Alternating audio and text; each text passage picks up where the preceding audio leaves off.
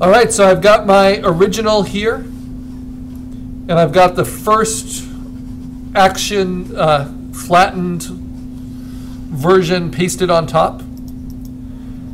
And you'll notice that that has a lot of white in it.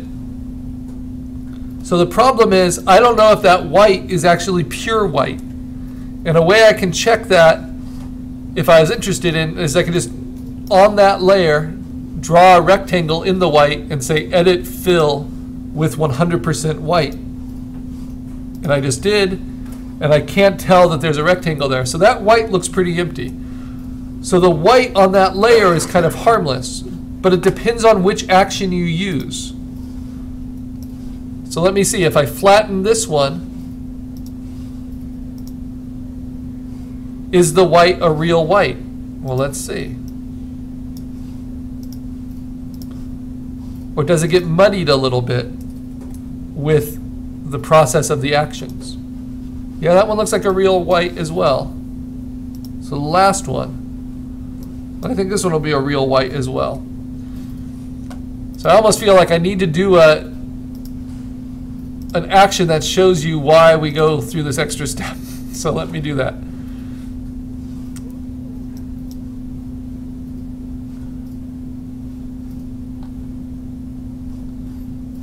So I go to my actions. I'm just going to do the Cool Beans coffee filter quickly on this. All right, so now if I flatten that, so if you liked this action, and I flattened it over, and then I wanted to bring it on top, select it all, copy, paste. The problem is the Cool Beans action, which basically just gives a thin film of brown over all your colors. It messes with your white, and a lot of my actions will mess with your whites. And the computer can't tell the difference between a white pixel and a white emptiness. You know, white is white. So if it's doing it to the teeth, it's doing it to the background. So how do we get rid of all those whites? Well, that's why we saved it as a TIFF merging visible, so that we have emptiness on our base layer, because empty space is a lot easier to select than just pure white. We're going to use the magic wand tool, and you want to have it at a default tolerance of around 32, that's its default, and then you want contiguous unchecked, so that it will select everything that is completely empty. But I'm in the wrong layer. Let me get in the right layer. And you make sure you select your bottom layer. See, that's selected. And then you click in the empty space. And it will only select all the empty space around your exposures. Now, why did I uncheck contiguous? Because you also want any of these little holes that come from in between. And if you check contiguous, it will only be pixels that are next to each other. So now I have all that empty space selected. I can delete it, but it doesn't matter. There's nothing there. But what I can do now is I can move that selection onto other layers, like this Cool Beans layer, and hit delete, and it will get rid of all that empty space behind. I can also move it down to this layer, and I hit delete. So it doesn't change anything in the image. Instead, it just gets rid of the empty space. So I actually don't want that one. That was just for demo purposes. Okay, let's do my next, the Polaroid. I flattened it. I select it all. I copy it. I paste. And now I go back to my background layer. I select all the empty space. I move up to my top layer, and I delete all that empty space away.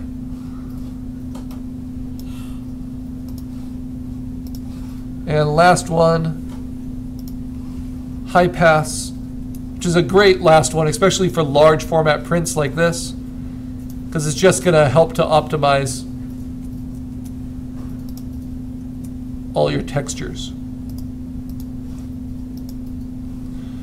And I'll do the same thing with the empty space. So I don't want to trust that that white is really white. I don't want it to be there at all. Okay, now I'm going to go through layer by layer and see what I like. But because we are really judging what it's actually going to print, I want to make a layer behind it that's just solid white. So I make a new layer, I fill it, edit fill with white, and then I move that behind my image. Because colors look different, with different things around them, and having a gray grid around it is very different than having white behind it. So now I'm going to turn on each layer, and I'm going to play with its opacity, and I'll decide how much of it I want. A little or a lot. And I want just a little bit of this one. Kind of cool down some of that around the mouth. The next one, some of these shadows. That's without anything, that's with everything. How much do I want? Those are all the layers that you've turned off that you didn't. Maybe just a little bit. All of those. Yep, I like what that does to my jawline. It kind of brings some blues, some coolness into there. Even at only a 13% opacity.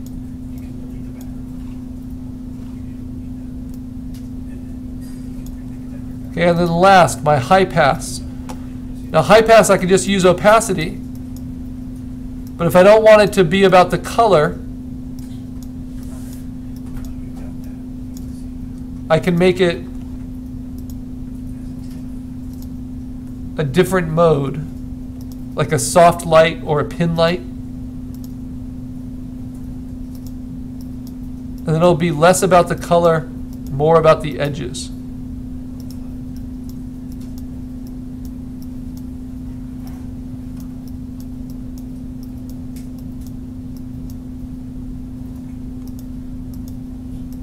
See, so that just helps deepen the textures a little bit, even at only 19%.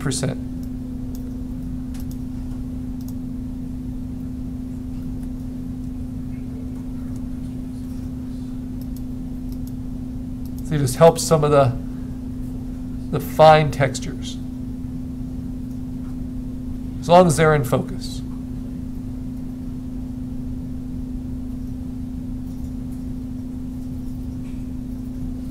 All right.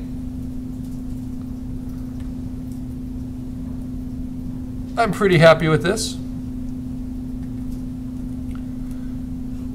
So now I look at it overall, and now I need to make it print ready. Okay?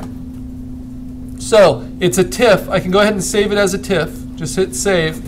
But before I submit it and make a JPEG to submit to PhotoBucket, I need to make sure that this is the print size I want, the print size and shape.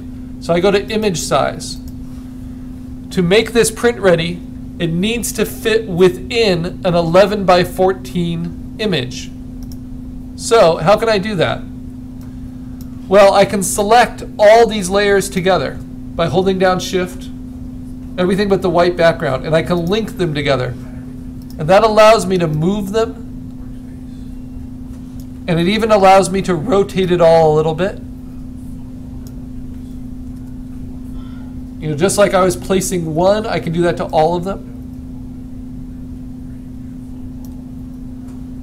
And I can try a few different options.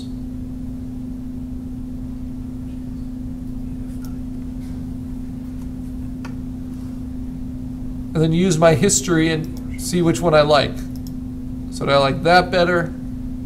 I like that better.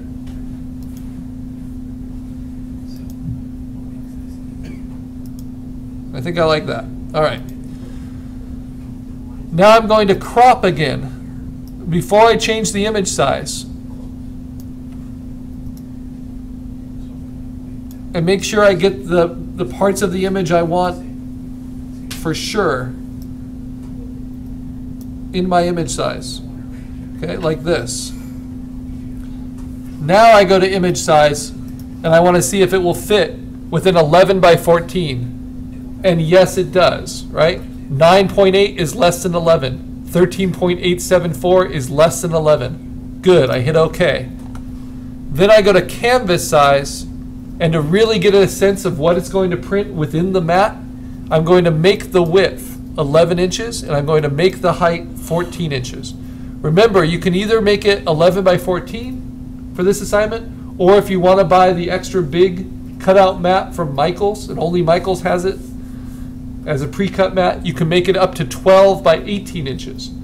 12 by 18 would be if you want something extra long. Right? So I say okay. And it looks like that, right? And then I can fill that background with white. Go to that background layer, fill it all in with white. And that's how it would look within my mat. Knowing that now, knowing my exact mat size, I can play with positioning it finally, realizing that this negative space is going to be there in the final project. So how do I want the eye to go around and experience that negative space?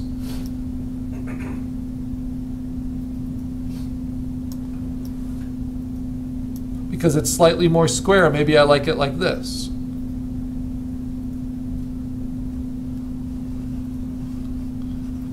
And it's a lot like positioning that object on a blank white background. It's like, what kind of eye movement do you want? You can use the cropping tool and try to use the rule of thirds to figure out certain positions.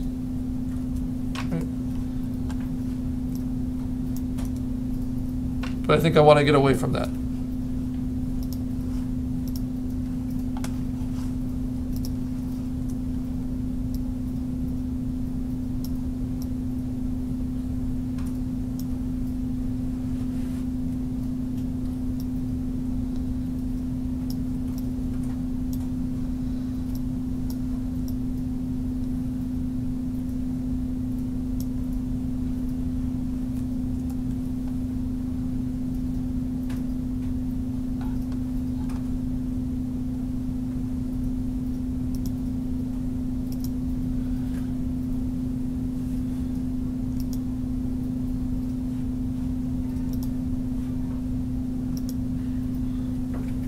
All right, now looking at this, I'm thinking I might want to go 12 by 18. I might want to go for a longer box than this. So then I go to image, or canvas size rather, and I'm going to make its width 12 and its height 18. Fill that background in with white.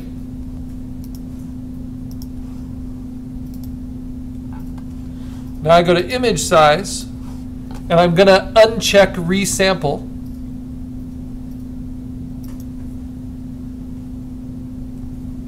Okay. And I want to see what this resolution is. And I'm going to take the resolution down a little bit, and because I've unchecked resample, it's always going to keep the same pixel dimensions. And as I keep it down to as low as 300, it goes to 14 by 21 inches. It didn't change anything, but now I'll use canvas size and I'll crop it back to 12 by 18. Ah, that seems to fit a little bit nicer. So now it's print ready for a 12 by 18 size, and it's a resolution that's still print quality worthy. That's as large as we can print. And 300 is the professional standard. So that's why I save my files at 350, so that if I want to go even bigger, I have that option. So now this is what you call print ready. I like that composition. I like how it works within the composition. So now I save it just as the TIFF with all of these different layers, adjusting the colors, because that's going to help with my printing. And then I also save it as a JPEG to submit to PhotoBucket. Because these get to be quite big, click on preview and make sure that it doesn't get bigger than 5 megabytes.